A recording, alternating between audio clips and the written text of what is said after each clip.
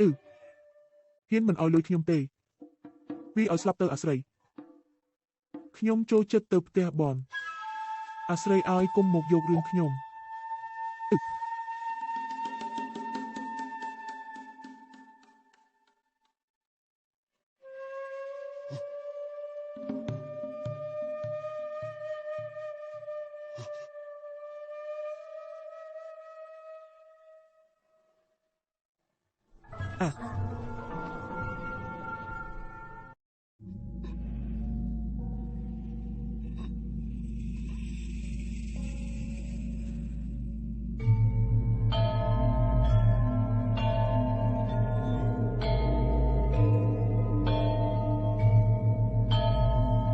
អាប្រុសដែលក្បត់ចិត្តឲ្យគួរឲ្យស្អប់ណាស់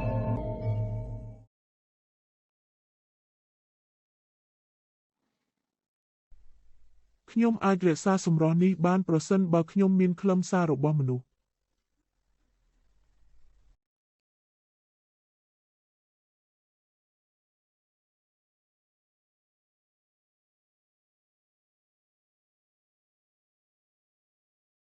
សិល្បៈនៃការបិទបាំងរូបរាងកាយរបស់អ្នកដែលអ្នកបានរៀនសូត្រនោះឥឡូវនេះពិតជាបានសម្រេចហើយមែនទេ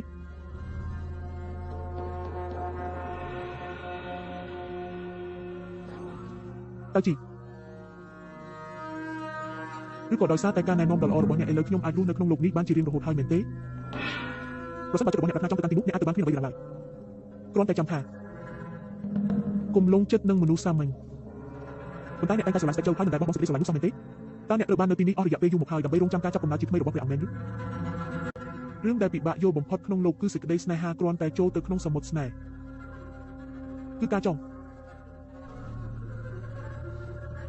បានហើយខ្ញុំដឹងហើយអាសូរសូមឲ្យអ្នកគុំដើរតាមគន្លងរបស់ខ្ញុំ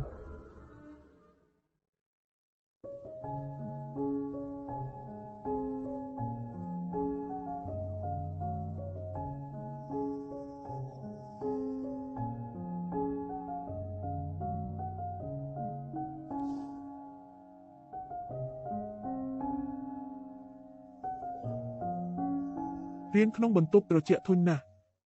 ពេលវេលានិទានដ៏ល្អនេះត្រូវបានខ្ជះខ្ជាយឥតប្រយោជន៍ទៅហើយពេលវេលានិទានដ៏ល្អគួរតែត្រូវបានប្រើសម្រាប់ផឹកស្រាស៊ីសាច់មើលផ្កានិងដើរលេង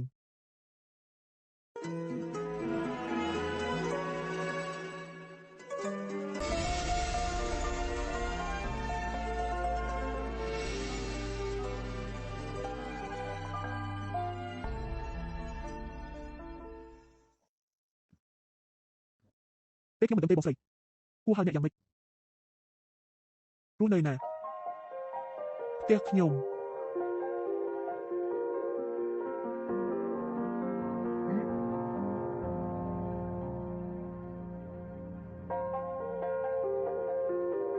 អ្នកកំពុងញ៉ាំអ្វី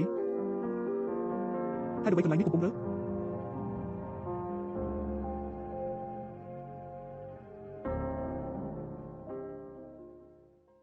យ៉ាងម៉េចអ្នកក្តៅខ្លាំងមែនទេខ្ញុំក៏ក្តៅខ្លាំងដែរ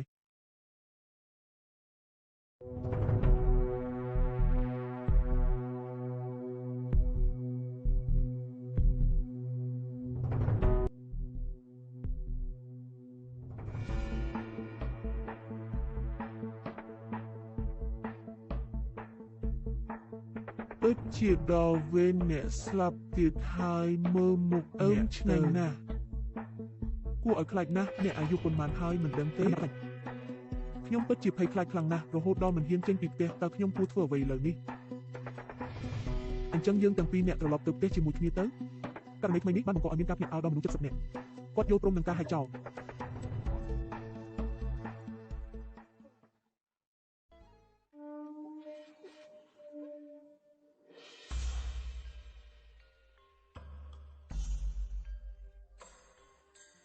ទៀនតូចផ្ទះតូចទៀតរបស់ខ្ញុំសូមអភ័យទោសផងមិនអីទេប្រសិនបើអ្នកអាចទទួលខ្ញុំបាននោះគឺល្អណាស់ហើយគឺល្អណាស់ហើយ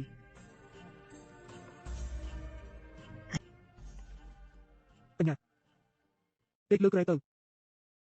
ខ្ញុំនឹងទៅកម្រើនៅខាងក្រៅ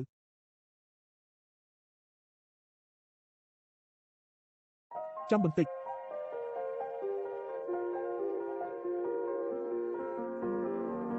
ទេសំនឹងធ្វើឲ្យឈឺបានប្រុសស្រីកុំប៉ះមិនសម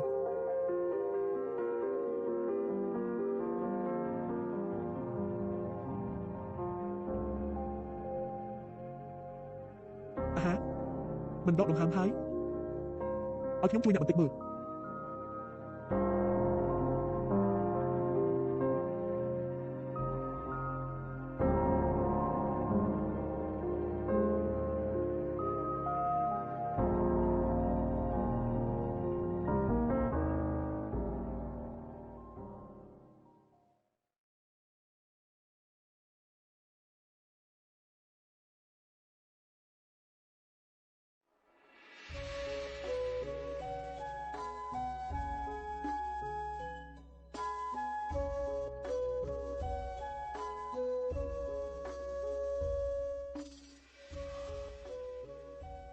អរុនសួស្ដី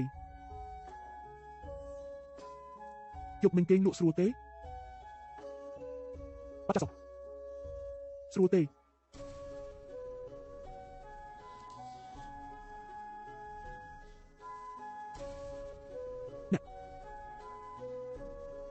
អ្នកមានអ្វីញ៉ាំទេខ្ញុំឃ្លានបន្តិចហើយចង់ញ៉ាំអីខ្ញុំទៅទិញអញ្ចឹងខ្ញុំចង់បាន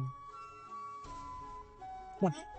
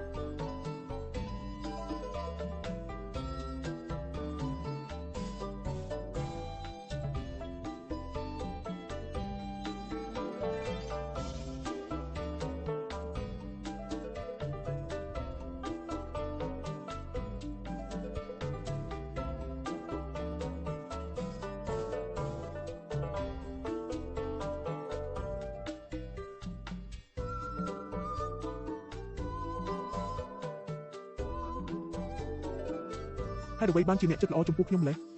ព្រោះខ្ញុំស្រឡាញ់អ្នកស្រឡាញ់ខ្ញុំព្រោះអ្វីព្រោះអ្នកស្អាត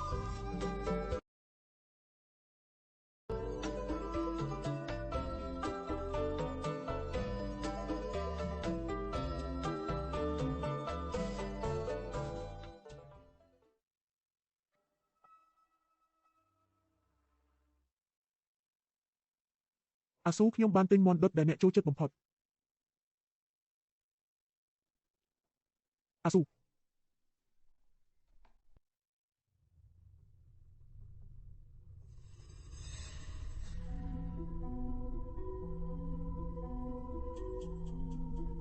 អូវ៉ាន់យុនខ្ញុំត្រឡប់មកវិញហើយ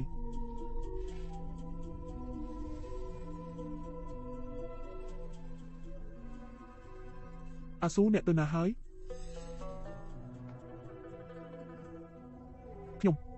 ខ្ញុំចេញទៅដើរលេងបន្តិចខ្ញុំបានទិញមាន់ដុតដែលអ្នកចូលចិត្តបំផុត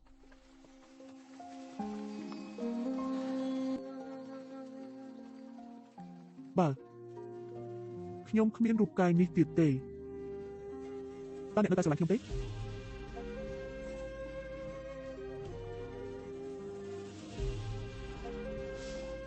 ពីតែបាននិយាយទៅមិនបានស្គាល់បានស្គាល់ទេ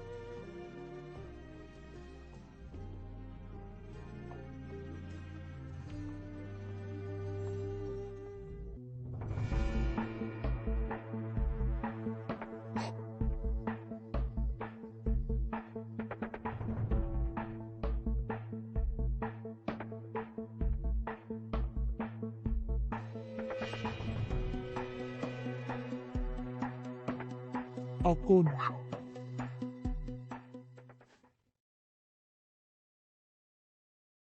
ទុនភ្លុន